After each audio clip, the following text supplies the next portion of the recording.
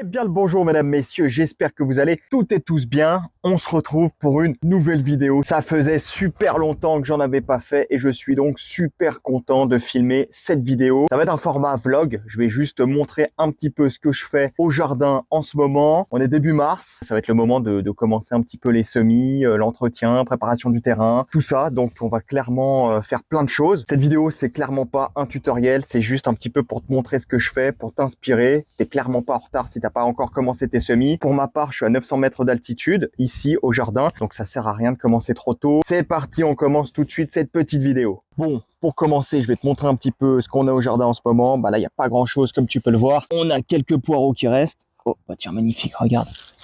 Regarde la copine là, qui est en train de butiner là. Donc des petits poireaux qui restent de cet hiver. Juste à droite, on a les carottes. Bon, les carottes, on en a fait beaucoup trop. On n'a pas tout récolté. C'est pas grave, ça a nourri le renard qui traîne par ici. Bon, je continue ma petite visite du potager. Ça, c'est les restes des grillages en fait, des petits pois. On les enlèvera et on s'en servira. Eh bien de l'autre côté de la serre, là ça va être le gros travail d'aujourd'hui. Je vais travailler ce côté-ci du terrain pour faire ça propre, pour aérer un petit peu le sol. Je vais te montrer un petit peu ce qu'on a dans la serre, toujours accompagné du fidèle compagnon. Mange pas trop d'herbe, après tu vas vomir.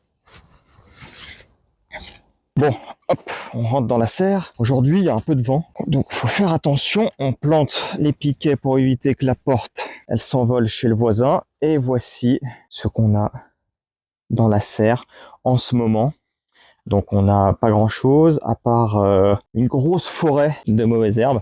Ah, c'est vraiment le merdier. Pour te montrer, on a ce genre de spécimen très intéressant, les radis, qui poussent quand même, hein. C'est pas très bien désherbé, pas très bien entretenu, parce que c'est la saison hivernale, donc on est beaucoup moins au jardin. Mais il y a quand même des choses.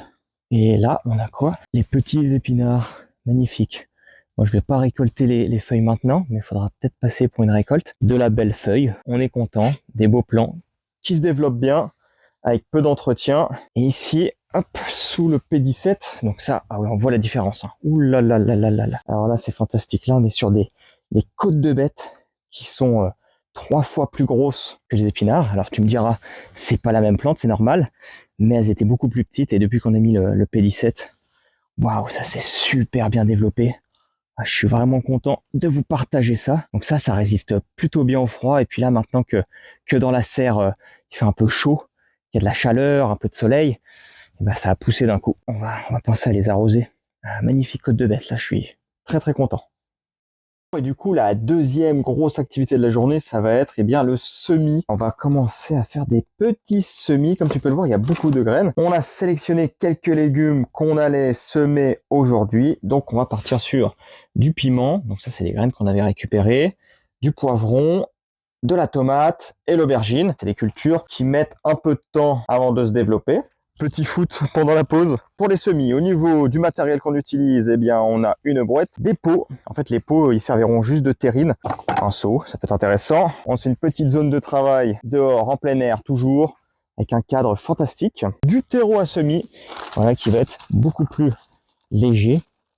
Celui-là, il a été tamisé, mais il est bien. Pas trop sec, pas trop humide, ça va nickel. Et on va commencer tout de suite les semis. Là, on commence avec un petit semis d'aubergine. Et alors là, on prend vraiment le temps de placer une graine par une graine. On se le permet, on a le temps, on aime bien faire ça. Comme ça, eh bien, on rentabilise vraiment la taille du pot, les graines, elles ont un peu de place. Ils essaient de recouvrir ensuite avec du terreau qui sera tamisé. Et on va faire ça pour toutes les graines. Je vais, pour ma part, sortir le bolide. Il n'a pas tourné de l'hiver. On va juste passer un petit coup dans le jardin pour aérer notre sol. On va pas aller trop en profondeur. C'est pour casser un petit peu la couche qui aurait pu se former, mais c'est vrai que là le sol il est plutôt bien travaillé déjà de base. Notre motoculteur, on va vraiment l'utiliser juste en début de culture. Si tu n'as pas de motoculteur, tu peux tout simplement utiliser une triandine, une bêche, quelque chose qui va venir t'aider à casser un petit peu le sol, histoire d'aérer pour venir accueillir tes futures plantations. Bon, si tu utilises un motoculteur, moi je te recommande de pas le faire en tatane, pas en crocs, hein. Tu vas te munir d'une paire de chaussures, de bottes. Et encore là, ce que j'ai au pied, c'est pas forcément hyper résistant. Si les lames touchent mon pied, je perds le pied. Bon, en général, ça se passe bien parce qu'on fait très attention.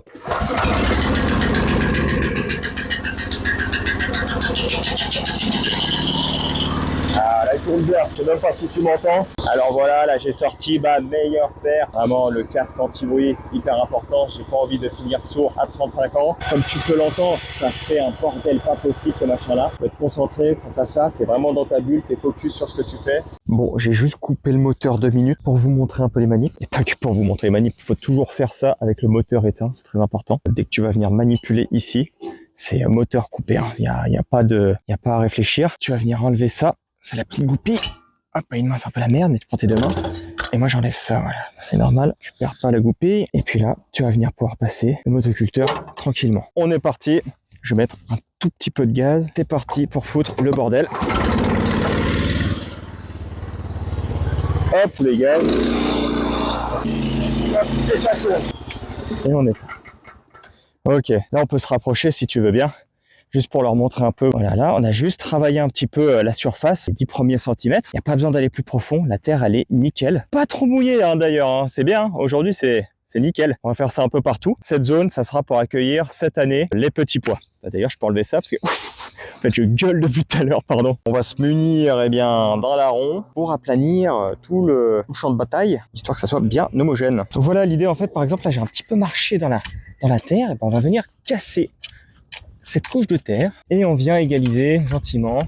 Donc là, l'avantage avec le motoculteur aussi, c'est que toute la mauvaise herbe, par exemple ici, tu vois, tu peux la laisser sur le terrain. Aujourd'hui, il fait beau, demain, il fait beau, après-demain, il fait beau. Ça va venir sécher la mauvaise herbe. Je pense qu'on va planter d'ici une petite semaine les petits pois, les petits semis en godet. Il y a quand même une grosse quantité de plantes. Là, il y a 30 graines. Ouais, 44. 44. Là, il y en a 88.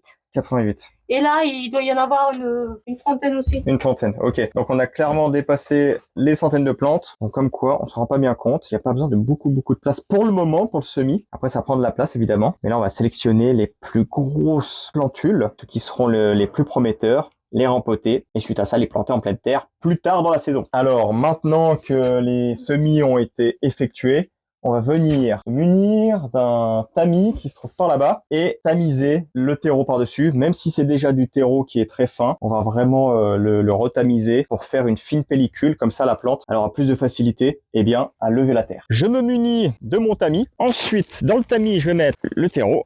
Voilà. Bon, il est déjà très fin, mais je mets le terreau comme ça. Maintenant, je prends le tamis et on vient recouvrir. Voilà, comme on peut le voir, comme ça. Là, on voit encore un petit peu la graine. Un petit peu là, donc on n'hésite pas, gentiment, hop, et voilà. Et suite à ça, on va venir un petit peu arroser avec un pulvérisateur, l'arrosage qui va venir tasser, et on est bon. Et bien voilà, c'est la madrée qui s'occupe du désherbage, elle est de corvée aujourd'hui, toujours les côtes de bête, voilà.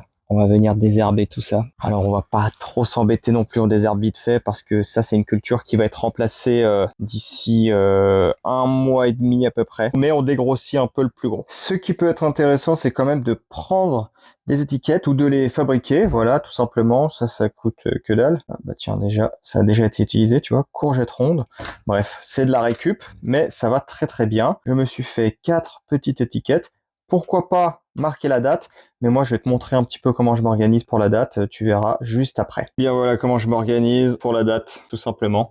En fait on a pris un tableau qu'on a mis sur un lieu de passage, comme ça bah, tout le monde est au courant de ce qui se passe au jardin. Donc à faire, on va pouvoir noter semis, voilà, très important, hop. Et puis aujourd'hui on est le 10, voilà, très mal écrit, 03. Et on a fait quoi? On a fait des semis, tomate, aubergine, piment, jugez pas l'écriture, sérieux, et poivron.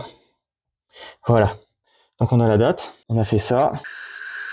Et voilà, comme ça, tout le monde est au courant de l'avancée des semis. Pas difficile de s'organiser et de s'y retrouver. Hop, alors, c'est le moment de pas se tromper. Piment, tomate et poivrons, ils sont là. Et on va finir avec l'aubergine. Voilà, et on va aller arroser tout ça. Bon bah voilà, on a fini les semis. On va venir pulvériser un petit peu d'eau par-dessus. Et là, l'idée, voilà. Avec le pulvérisateur, c'est vachement bien. Ça en fout pas partout. Ça arrose bien comme il faut. Et on va faire plusieurs passages. Voilà. Bien humidifier la graine. C'est le premier facteur qui va déclencher la germination. Ensuite, il y aura la chaleur. Très important aussi. Et là, on repasse une deuxième fois. Faut être généreux, hein. Le premier arrosage, hyper important. Parce que c'est là que tout se passe. Faut pas que ça manque d'humidité. Après, faut pas non plus trop en mettre. Bon, maintenant que tu as bien arrosé, tu as plusieurs options. C'est soit tu vas prendre tes pots, tu vas les mettre derrière ta fenêtre, plein sud, ça serait le top. Soit tu t'installes un petit tapis chauffant. Nous, en dessous de ça, il y a un petit tapis chauffant avec un système de LED. Voilà, ça coûte pas très cher. Bon, c'est pas de la grosse lampe, mais ça va bien. C'est pour éviter, au moment où les plantes vont pousser, vont germer. Le fait d'avoir une lumière, c'est hyper important parce que ça va éviter que ta plante ne file, c'est-à-dire qu'elle pousse pour chercher la lumière. Et dans ce cas-là, ça fait des plantons vraiment moches, super grands, tout est filé, pas robuste du tout. Alors que dans le cas présent, on a de la chaleur en dessous, de l'humidité parce qu'on va pulvériser régulièrement, de la lumière.